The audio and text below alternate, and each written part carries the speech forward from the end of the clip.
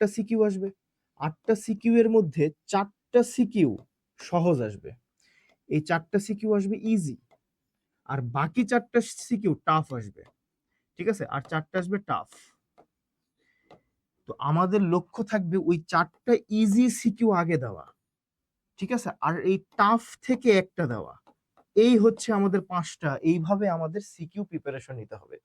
তুমি যদি পরীক্ষার কোশ্চেন দেখো তুমি কোনোটাই পারবা না, ঠিক আছে, এরকম একটা এনজাইটি থাকে যে প্রশ্ন দেখলে মনে হয় যে আমি এগুলো পারবো না, ঠিক আছে, এটা একেবারে স্বাভাবিক একটা ব্যাপার। তাই আমরা কি করব, ওই 4টা সিকিউ, যে 4টা সিকিউ আমরা পারবো, যেগুলো কিনা একেবারে টপিক থেকে আসে, ওইগুলো আগে পড়ে যাব। যারা কিনা ভালো প্রিপারেশন নিয়ে ফেলছো তাদের জন্য তো শুভকামনা, যারা নিতেছো এখনো পড়তেছো তারা, আমরা ওই টপিক গুলো ভালো করে পড়বো, ঠিক আছে। ভালো টপিক পড়াটা আমাদের জন্য গুরুত্বপূর্ণ। আচ্ছা, তো আমি তোমাদের ফাইনাল সাজেশন এখন দিয়ে দিব, টপিক দিয়ে দিব। ওই টপিকের উপরে আমরা শুধু প্র্যাকটিস করবো, আজকে রাতে যাওয়ার আগে ওই টপিকের কোশ্চেন গুলো দেখে যাবা। তো এটা আমি টপিক দেওয়ার পর পিডিএফ দিয়ে যাব, কমেন্টে তোমরা পিডিএফ 174 টাইপ করলেই তোমাদের আমি পিডিএফ দিয়ে দিব, ঠিক আছে। ওই পিডিএফটা নিবা, জাস্ট দেখবা কোনটা পারো কোনটা পারো না, এটা দেখে পরীক্ষার হলে যাবা, তাহলে তোমাদের জন্য ইজি হয়ে যাবে কালকের পরীক্ষাটা। ঠিক আছে, আমরা একটা একটা করে টপিক দেখাই যে কোন কোন টপিক গুলো আমাদের পড়তে হবে। সবার আগে ভেক্টর। ভেক্টরের টপিক আছেটা কি? ভেক্টরে অনেক কিছু আছে, সব পড়তে হবে না, সব পড়ার দরকারই নেই। আমরা ভেক্টরে পড়বই হচ্ছে ডট গুণন ক্রস গুণন, আছে না, ডট গুণন ক্রস গুণন, ভেক্টরের ডট গুণন ভেক্টরের ক্রস গুণন, এই রিলেটেড অঙ্কগুলা করব, শুধু এইটাই করব, ডট গুণন ক্রস গুণন। তারপর এরকম আরো কয়েকটা আছে না এদের সাথে রিলেটেড, অভিক্ষেপ, তাই না, অভিক্ষেপ নামে কয়েকটা আছে, এই অভিক্ষেপের অঙ্কগুলো করে যাব, ঠিক আছে।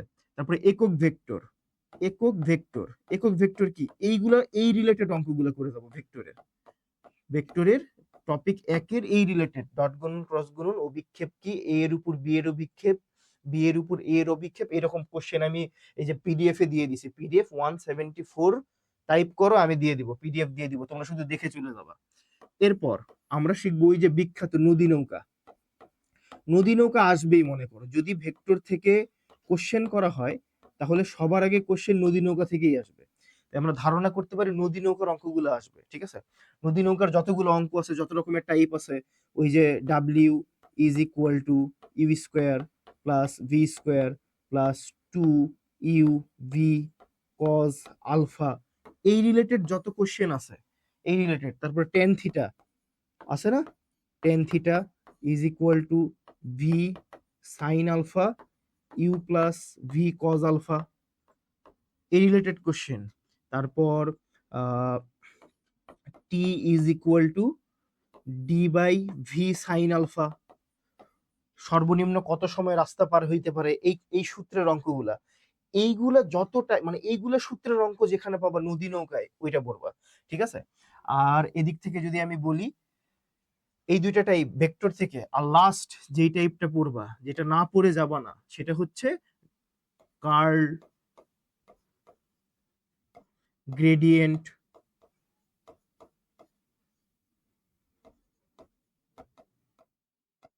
ডাইভারজেন্স,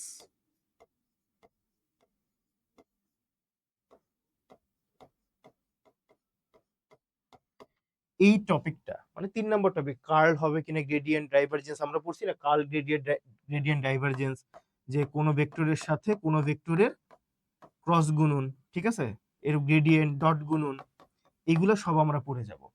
তো এই হচ্ছে আমাদের ভেক্টরের টপিক। ভেক্টরের এই কয়টা টপিক তোমার পইরা যাইতেই হবে, আর কিছু পড়ার দরকার নেই। যারা এক্সট্রা প্রিপারেশন নিবে ওইটা নিবা, কিন্তু যারা ভেক্টর পড়তে চাও এই 3টা টপিক পড়ে এক্সাম হলে যাবা, ঠিক আছে।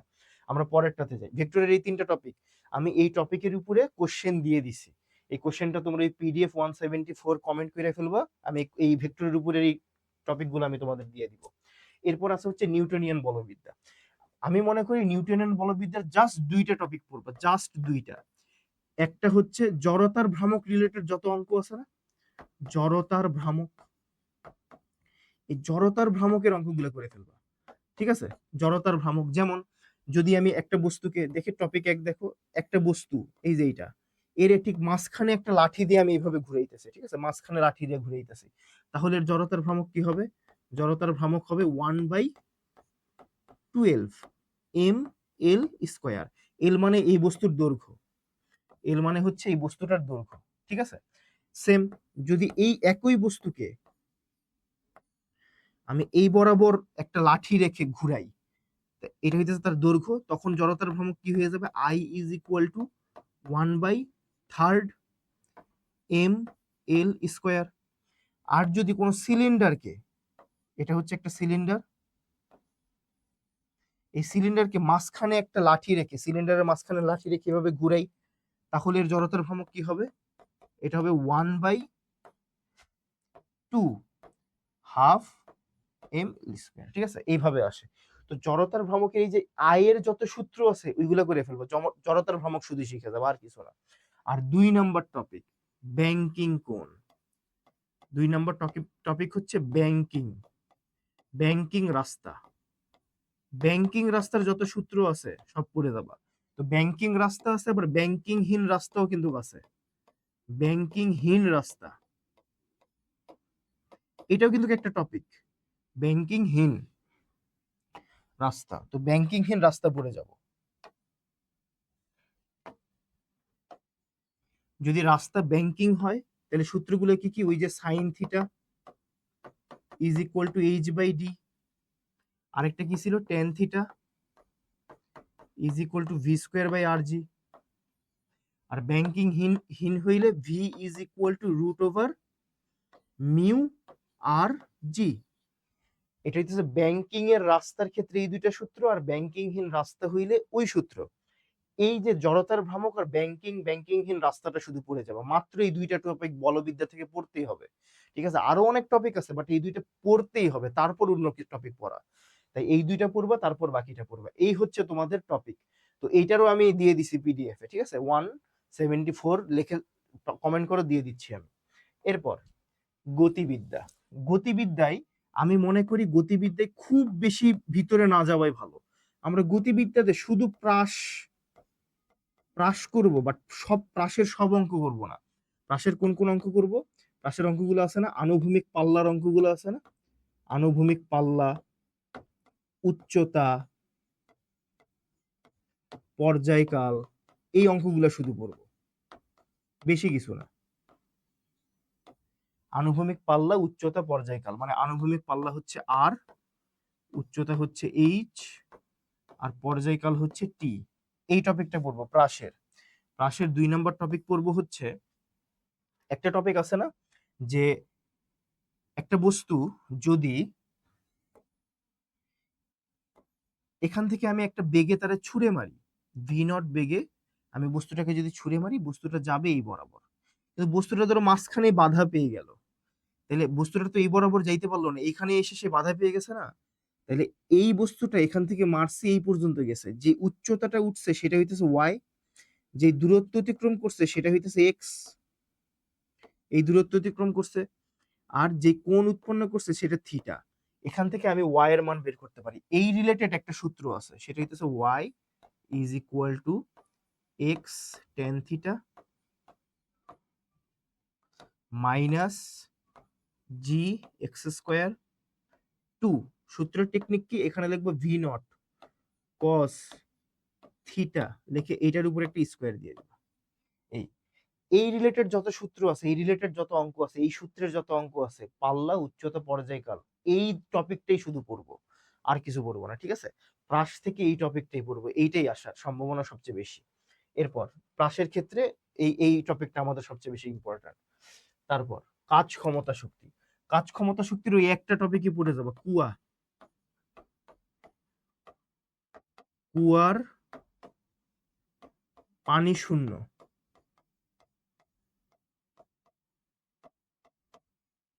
কুয়ার পানি শূন্য করতে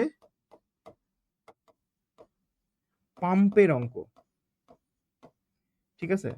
কুয়ার পানি শূন্য করতে পাম্পের যত রকমের ম্যাথ আছে, পাম্পের ম্যাথ, হ্যাঁ পাম্পের math, P is equal to W by t, তাহলে P is equal to W এর বদলে আমরা লিখতে পারি না m g h by t. এই যে এই রিলেটেড যত ম্যাথ আছে, ঠিক আছে, সব এইচ এর মান আমরা কিভাবে বের করি, এইচ মানে সর্বোচ্চ highest plus lowest by two, ঠিক আছে, এই অঙ্কগুলা মানে পাম্পের অঙ্কগুলো শুধু পড়ে যাব, কাজ ক্ষমতা শক্তির এই টপিকটা সবচেয়ে বেশি ইম্পর্টেন্ট। আমি কয়েকটা পিডিএফ এ দিয়ে দিছি, ওইটা দেখে গেলেই হবে। তারপর মহাকর্ষ অভিকর্ষ। মহাকর্ষ অভিকর্ষে মাত্র 3টা টাইপ পড়বা। এক, অভিকর্ষ ত্বরণ, এই টপিকটা পড়বা। অভিকর্ষ ত্বরণের টপিকটা। অভিকর্ষ ত্বরণ কি? জি উচ্চতায়, অভিকর্ষ ত্বরণ কি কি হয়? G m r plus h square, এই সূত্রগুলা। আরেকটা কি আছে?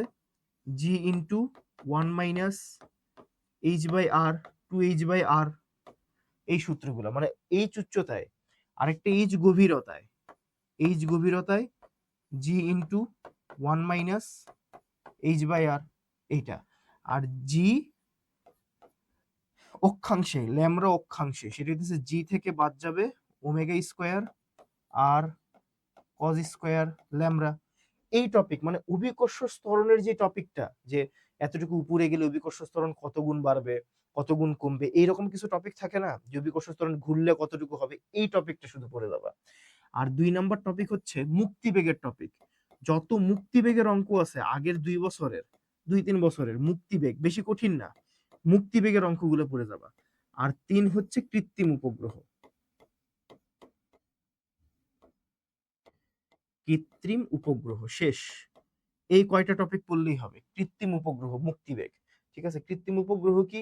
একটা উপগ্রহ কি পৃথিবীর উপরে রাখছি, ওইটা ভূস্থির উপগ্রহ হবে কিনা, এরকম কয়েকটা কোশ্চেন আছে কৃত্রিম উপগ্রহ। এই মানে মহাকর্ষ অভিকর্ষ থেকে পাক্কা নাম্বার আসবে, ঠিক আছে। এই টপিকের উপরই তারা কোশ্চেন করবে, পেছাবে না। তারপর পদার্থের গাঠনিক ধর্ম। পদার্থের গাঠনিক ধর্মে শুধু তোমরা ইয়াংক করবা, ইয়াংকের গুণাঙ্ক।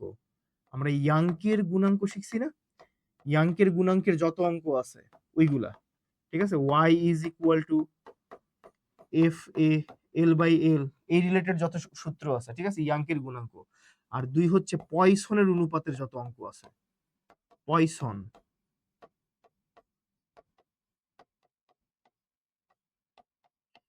এই 2টা টপিক শুধু পড়বা। পয়সনের অনুপাত, sigma is equal to d by d l by l, তাই না?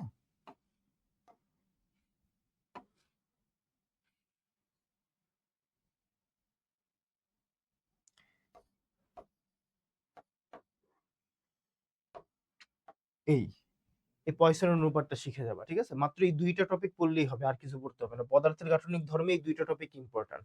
আর যদি চাও তাহলে এই আরেকটা টপিক যেটা আছে সেটা হচ্ছে প্রান্তবেগেরটা পড়তে পারো। প্রান্তবেগ, এইটা আগে ছিল না, প্রান্তবেগ আছে, ঠিক আছে। প্রান্তবেগেরটা চাইলে পড়তে পারো। ওই যে ভি এর অঙ্কটা, V is equal two 2/9 into ইটা, এখানে হচ্ছে আর ρ1 মাইনাস ρ2 ইন্টু জি। এইটা চাইলে পড়তে পারো এই টপিকের উপর। এটা মানে তো সান্দ্র বল, ভি হইতেছে তার প্রান্তবেগ, ভি তার প্রান্তবেগ। এই টপিক যেটা আছে এখান থেকে পড়তে পারো, ঠিক আছে। এই 3টা টপিক ইয়াংকের, আর আমি মনে করি যে এই 2টা ইম্পর্টেন্ট। ইয়াংকের গুণাঙ্ক আর পয়সনের অনুপাতের যত টপিক আছে পড়ে ফেললেই হবে, ঠিক আছে। পিডিএফ এ দেওয়া আছে 174 পিডিএফ, কমেন্ট করো, আমি এটা দিয়ে দিচ্ছি। এটা এই 2টা টপিকের উপরই হবে। আর পর্যায়বৃত্ত গতি, পর্যায়বৃত্ত গতির একটা টপিকই পড়বো, আর কিছু পড়ার দরকার নেই। সেটা হচ্ছে পাহাড়ের উচ্চতা নির্ণয়। পাহাড়ের উচ্চতা, এই টপিকটাই পড়লেই হবে। পাহাড়ের উচ্চতা, ঠিক আছে। পাহাড়ের উচ্চতা নির্ণয়ের টপিক পড়লেই হবে। এর সূত্র আমরা কি জানি? পাহাড়ের উচ্চতা হচ্ছে এইচ ইজ ইকুয়াল টু, নিচে যাবে টি, উপরে যাবে টি বার -1 ইন্টু আর। এই আর হচ্ছে পৃথিবীর ব্যাসার্ধ, টি বার মানে কি? ধরো একটা পাহাড়, এটা একটা পাহাড়, এই জায়গায় একটা দোলক আছে, তার পর্যায়কাল টি, আর দোলকটা উপরে নিয়ে গেলে পর্যায়কাল টি বার। এটাই হইতেছে পার্থক্য। তো টি বার এর মান কেমনে বের করে? দেখো এই সূত্র, এই সূত্রের জন্য আরেকটা সূত্র লাগবে। টি বার এর মান কিভাবে বের করে? তুমি কি করবা, এখানে দিবা টি ইনটু দিবা, এখানে দিবা এন প্লাস মাইনাস টি, ঠিক আছে। এন উপরে নিলেই হবে, এন, আর নিচে হচ্ছে এন প্লাস মাইনাস টি। এটা হচ্ছে সূত্র। এখানে এন কি, কতবার ঘোরে, ইয়াটা কতবার দিনে, মানে কতবার কতবার দোলন দেয়, এটা হইতেছে এন এর মান। আর টি মানে হচ্ছে কত সময় কমে বা বাড়ে, কমে বা বাড়ে। এই এই রিলেটেড সূত্রটাই এইটা, কমে বা বাড়ে।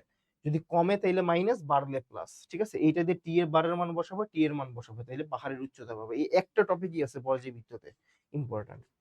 এটা পড়ে নিবা, পিডিএফ এ আমি দিয়ে দিছি, দেখে গেলেই হবে। এরপর আসে তরঙ্গ। ঠিক আছে, আমি বলবো তরঙ্গতে শুধু তরঙ্গ সমীকরণ থেকে, সমীকরণ ধরো একটা তরঙ্গের সমীকরণ দেওয়া আছে, সমীকরণ থেকে অনেক কিছু বের করতে বলে না, বেগ, ত্বরণ, তারপরে বিস্তার, এগুলো বের করতে বলে না। এই বের করাটা শিখলেই হবে। সমীকরণ থেকে বেগ, ত্বরণ, বিস্তার, তারপরে দশা পার্থক্য, পথ পার্থক্য, শুধু এইগুলোর টপিক আমার লাগবে। দশা পার্থক্য, পথ পার্থক্য, এগুলো বের করে গেলেই হবে। ঠিক আছে, এগুলোই বেশি আসে। এটা ত্বরণের টপিক। আর ত্বরণ থেকে আমি কয়েকটা সিকিউ দিয়ে দিছি, ওই সিকিউতে তুমি মনে করো এটার পাশাপাশি আরো কিছু পাবা, দেখে যাবা। ঠিক আছে, এখন তো নতুন কিছু পড়ার কিছু নেই, দেখে যাইতে হবে। এগুলো টপিক পইরে গেলে মোটামুটি 50% কমন চলে আসবে। এরপর আদর্শ গ্যাস। আদর্শ গ্যাসের টপিক আছেই টোটালে দুইটা। এক, আপেক্ষিক আর্দ্রতার টপিক। আপেক্ষিক আর্দ্রতা কিভাবে বের করতে হয় ওইটা, আপেক্ষিক আর্দ্রতা, শিশিরাঙ্ক, ওই যে ওইটাই আপেক্ষিক আর্দ্রতা। আপেক্ষিক আর্দ্রতা কিভাবে বের করতে হয়, স্বস্তিবোধ হবে কি হবে না, ওই সূত্রটা, আর ইজ ইকুয়াল টু ছোট হাতের এফ বাই বড় হাতের এফ ইন্টু 1000। আপেক্ষিক আর্দ্রতার টপিক পড়তে হবে। আর দুই, লাস্ট, কুয়ার গভীরতা নির্ণয় করতে বলে না, কুয়ার গভীরতা, ওই সূত্রটা, কুয়ার গভীরতা। এই দুইটা টপিক পড়লেই হবে। এই দুইটা টপিক থেকে একটা আসবে। সবচেয়ে বেশি ইম্পর্টেন্ট হচ্ছে আপেক্ষিক আর্দ্রতা, এটা হচ্ছে সবচেয়ে বেশি ইম্পর্টেন্ট।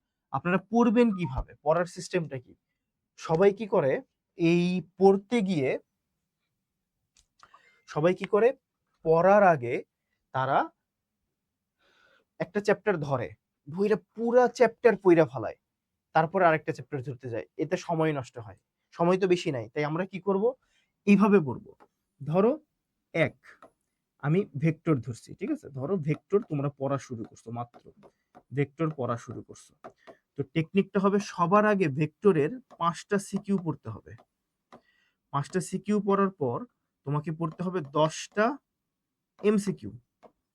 10টা এমসিকিউ পড়ার পর তোমাকে পড়তে হবে 10টা ক খ, 10টা ক, 10টা খ, এইভাবে তোমাকে পড়তে হবে ভেক্টর। এরপর 2 নম্বর চ্যাপ্টারে যাবা। তাহলে 2 নম্বরে তুমি গতি পড়া শুরু করছো। গতি, গতি যখন পড়া শুরু করছো, সেম, সবার আগে গতির 5টা সিকিউ পড়বো, তারপর 10টা এমসিকিউ পড়বো, তারপর 10টা ক খ পড়বো, এইভাবে পড়বো। পড়াশোনার সিস্টেমটা এমন, প্রথমে 5টা সিকিউ, 10টা এমসিকিউ, 10টা ক খ। একটা চ্যাপ্টার শেষ হইলো, ওই চ্যাপ্টারের প্রতি মোটামুটি ধারণা এলো, পরের চ্যাপ্টার, তার পরের চ্যাপ্টার, তার পরের চ্যাপ্টার, এইভাবে তোমাকে বারবার ঘুরে আসতে হবে। একটা চ্যাপ্টারের পিছে সময় নষ্ট করলে সারাদিন একটা চ্যাপ্টারের পিছিয়ে যাবে। এভাবে বারবার ঘুরে আসবা, সব চ্যাপ্টারে 5টা সিকিউ, 10টা এমসিকিউ, 10টা ক খ হওয়ার পর আবার তুমি ঘুরে আসবা। যখন ঘুরে আসবা, পরের 5টা সিকিউ, পরের 5টা এমসিকিউ, পরের 5টা ক খ, এইভাবে যতক্ষণ আমরা পড়তে পারি। ঠিক আছে, যেহেতু টাইম অনেক কম দিছে, অনেকেই আছে যারা কিনা অনেক ভালো প্রিপারেশন ছিল, রিভিশনের টাইমের অভাবে হয়তো প্রিপারেশনটা আগের মতো হবে না। তবুও চেষ্টা করতে কোনো সমস্যা নেই, বারবার চেষ্টা করতে করতে থাকো। ঠিক আছে, আর পিডিএফ আমি এই সব টপিকের উপর, ইম্পর্টেন্ট টপিকের উপর সিকিউ দিয়ে দিছি। তোমরা জাস্ট এই পিডিএফ 174 লেখো কমেন্টে, পিডিএফ 174 লিখলেই আমি পিডিএফটা দিয়ে দিব। ঠিক আছে, ওই পিডিএফটা একবার চোখ বুলাইলেই তুমি পারবা, কঠিন কিছু না। আর ইম্পর্টেন্ট চ্যাপ্টারের কথা যদি বলি, মানে কোন চ্যাপ্টার না পড়লেই না, ওই ইম্পর্টেন্ট চ্যাপ্টারের কথা যদি বলি, তাহলে আমি মনে করি যে 5টা চ্যাপ্টার না পইরা পরীক্ষার হলে যাওয়া যাবে না, সেটা হচ্ছে, একটা হচ্ছে বলবিদ্যা,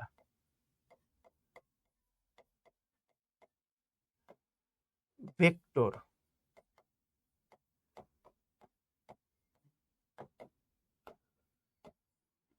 মহাকর্ষ,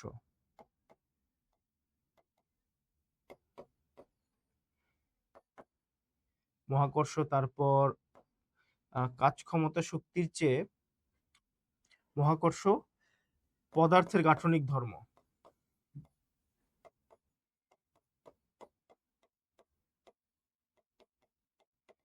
আর লাস্ট আদর্শ গ্যাস। এইটা পড়তেই হবে, আদর্শ গ্যাস 10 নম্বর একেবারে ইজি ভাবে কমন চলে আসবে, আদর্শ গ্যাস। ঠিক আছে, মানে এই পাঁচটা না পড়ে, মানে এই পাঁচটাতে গুরুত্ব দিবা বেশি, মানে এই পাঁচটার টপিকও কম। অনেকে কাজ ক্ষমতা শক্তি অনেকের কাছে সহজ লাগে, যার কাছে যেটা লাগে, অনেকের কাছে বলবিদ্যা সহজ লাগে, অনেকের কাছে কাজ ক্ষমতা শক্তি সহজ লাগে, যেটা করে। আর নিচের যে চারটা বলছি, এই চারটা একেবারে সহজ চ্যাপ্টার, আসবেই। তো আমি মনে করি এই চারটা আর বলবিদ্যা বা কারো ক্ষেত্রে কাজ ক্ষমতা শক্তি পড়ে, টপিক গুলো পড়ে তারপর পরীক্ষায় যাবা। ঠিক আছে, আর পরীক্ষার সিস্টেম তো এভাবে বলেই দিলাম কিভাবে পড়বা। পড়ার সিস্টেমই হচ্ছে পাঁচটা পাঁচটা করে, 5টা সিকিউ, 10টা এমসিকিউ, 10টা ক খ, এইভাবে বারবার করবে, একটা চ্যাপ্টারের পিছনে পড়ে থাকলে হবে না। এবং কালকের পরীক্ষা ইনশাল্লাহ ভালো হবে, টেনশন নিবা না, টেনশন নিলে পরীক্ষা খারাপ হবে। ঠিক আছে, সবার জন্য শুভকামনা, বেস্ট অফ লাক, আপনাদের সবার সুন্দর পরীক্ষা হোক।